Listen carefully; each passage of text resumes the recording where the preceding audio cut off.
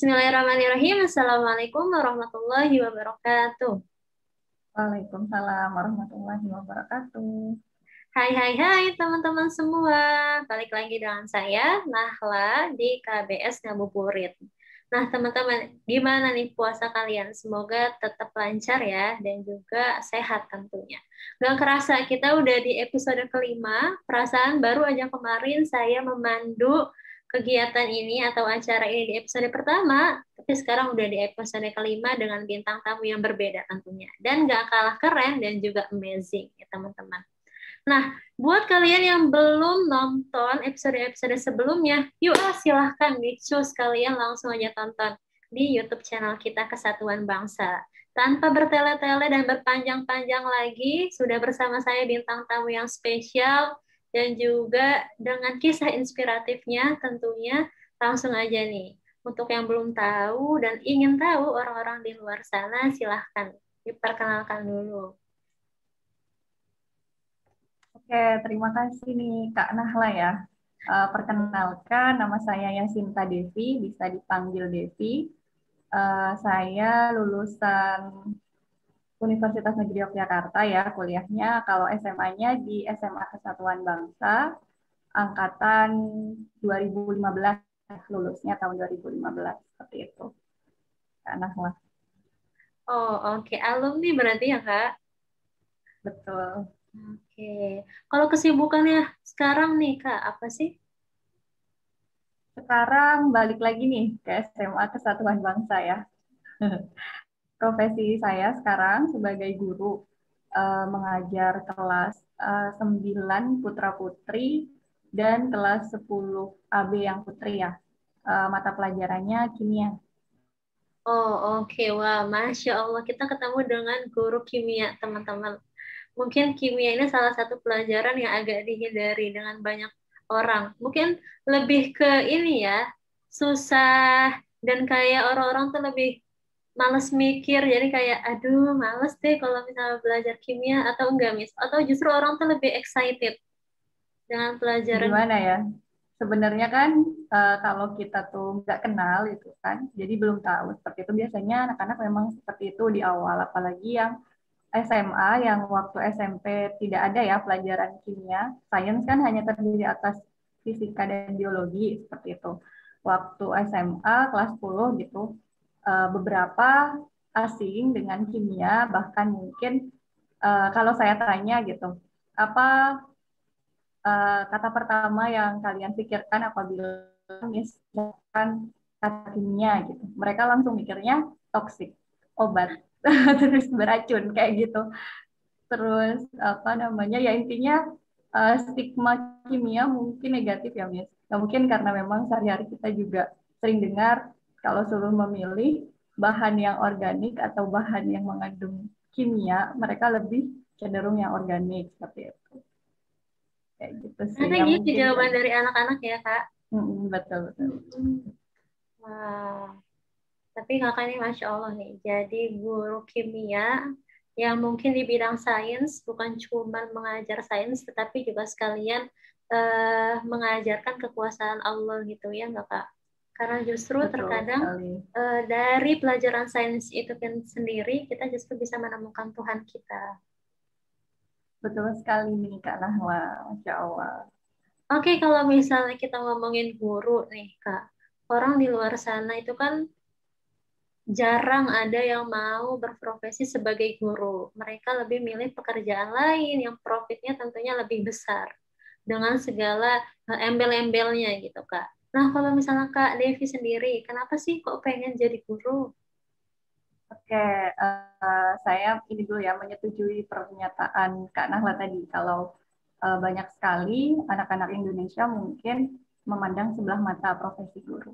Itu mungkin karena uh, gaji guru di Indonesia itu standar ke bawah ya Kak, kayak gitu. Padahal di luar negeri itu profesi guru sangat diapresiasi seperti itu. Bahkan beberapa harus mengambil semacam koas gitu.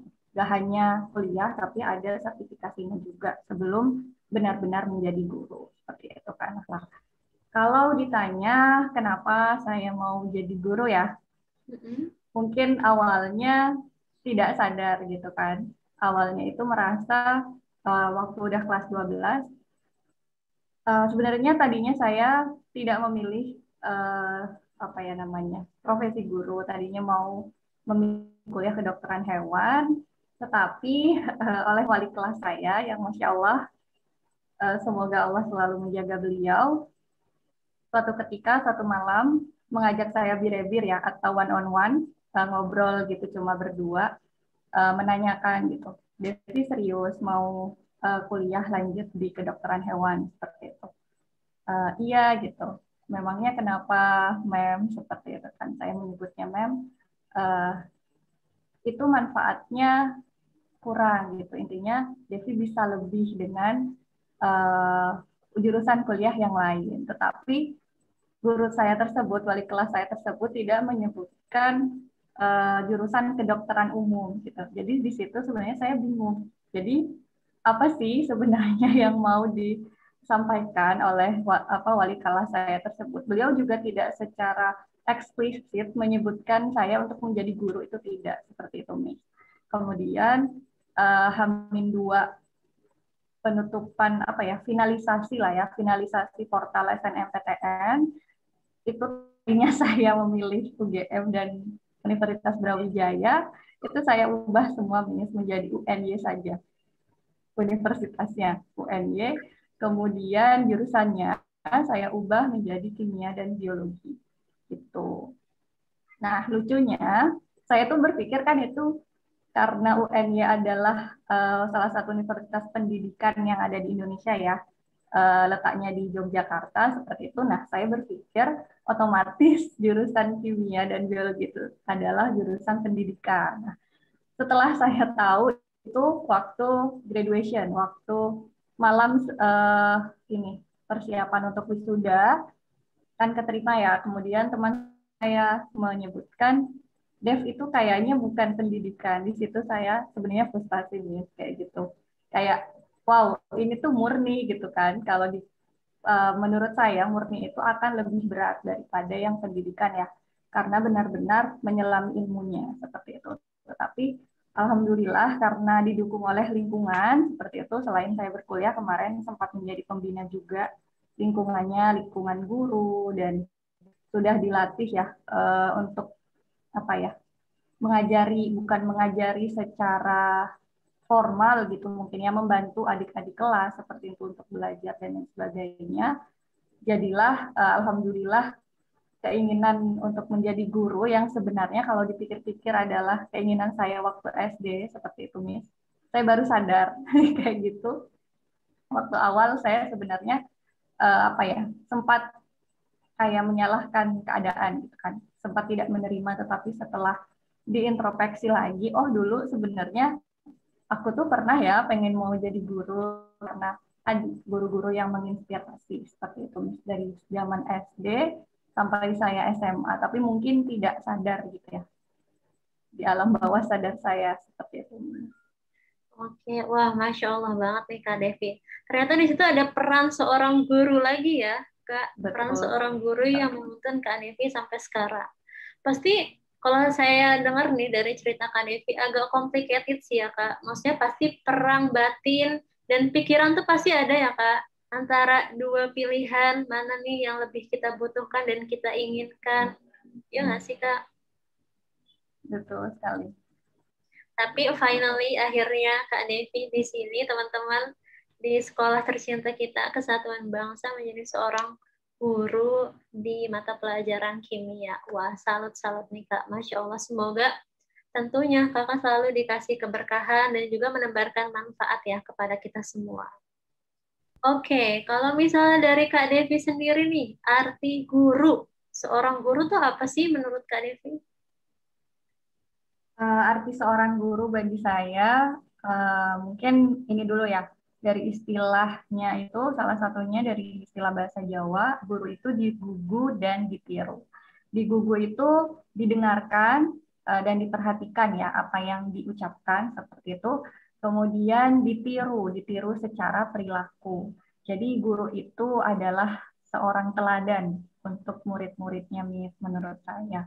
Kemudian guru itu sebenarnya tidak hanya mengajar ilmu pengetahuan, tetapi juga mendidik untuk menjadi pribadi yang lebih baik secara attitude, seperti itu etika ya, kemudian memiliki nilai moral, juga supaya bisa berkomunikasi dengan baik kepada sesama manusia, seperti itu, Miss, kalau menurut saya. Dan guru itu adalah orang tua kedua dari sejak kita TK sampai kuliah, atau mungkin ada yang dari PAUD ya, Miss, seperti itu.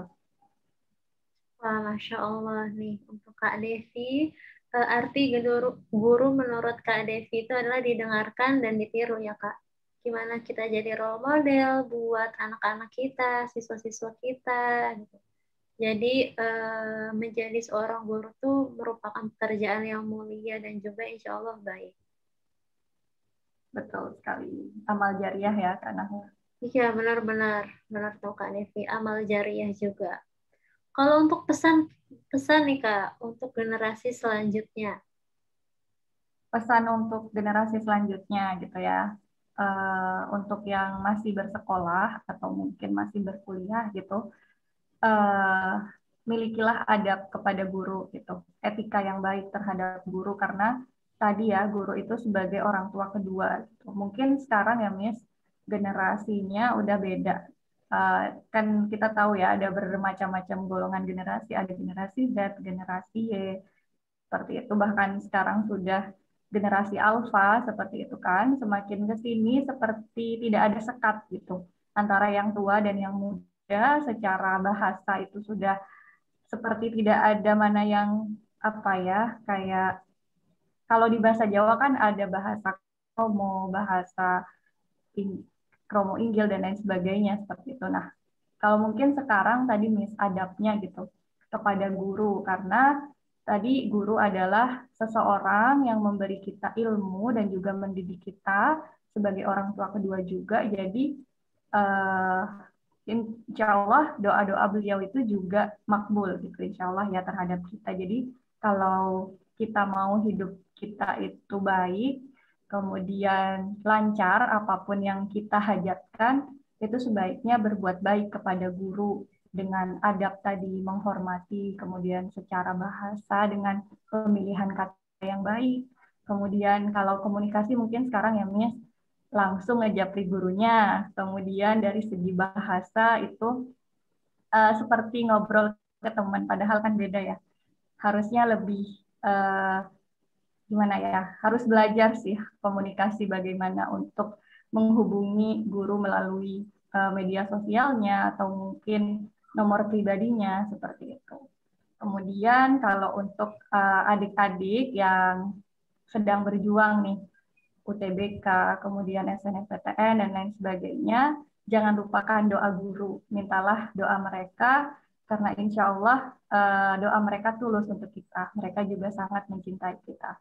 Dan untuk kalian yang mungkin sedang apa ya menuju masa depan, lihatlah profesi guru gitu, jangan dipandang sebelah mata. Karena profesi guru itu profesi yang mulia loh, kayak gitu. Tidak hanya di dunia, tetapi insya Allah kekal sampai akhirat. Karena apabila ada ilmu yang kita ajarkan dan itu bermanfaat bagi seseorang, tentu saja kita akan tetap mendapatkan pahalanya sampai kapanpun ya, seperti itu. Kemudian lagi, mungkin ada satu hal, sekalian closing statement ya Miss, Kak Nahladin. Apa namanya?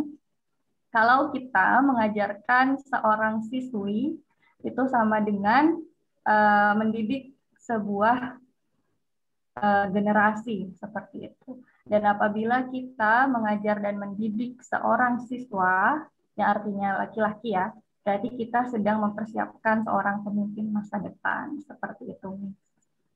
Wah, Masya Allah, Kak Devi. Ini ya, menarik juga nih Kak. Tadi Kakak sempat bilang kalau misalnya yang harus diperhatikan itu adalah adabnya. Benar sih Kak, saya juga setuju. Karena mungkin karena ada gap tadi ya Kak antara apa namanya yang atas dan yang bawah. Karena adab itu sekarang tidak dinomorsatukan.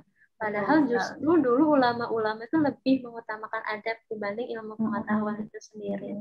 Jadi memang adab tuh harus dinomorsatukan. Adab kepada seorang guru itu seharusnya seperti apa, cara-cara kita komunikasi yang baik kepada seorang guru itu apa. Sama dari closing statement dari Kak Devi juga itu bagus juga sih Kak. Kalau misalnya kita mendidik siswa, artinya laki-laki, nah itu berarti kita sedang mempersiapkan pemimpin masa depan kita ya Kak. Oke. Terima kasih Kak Devi. Nggak terasa nih, udah beberapa menit kita ngobrol-ngobrol santai dan tapi tentunya tetap positif dan banyak manfaatnya juga insya Allah. Buat teman-teman yang belum subscribe, silahkan di-subscribe dulu ya. Jangan lupa juga di-like dan juga komen tentunya. Karena kita nggak akan ketinggalan buat bacain komen-komenan kalian. Terima kasih Kak Devi. Assalamualaikum warahmatullahi wabarakatuh. Waalaikumsalam warahmatullahi wabarakatuh.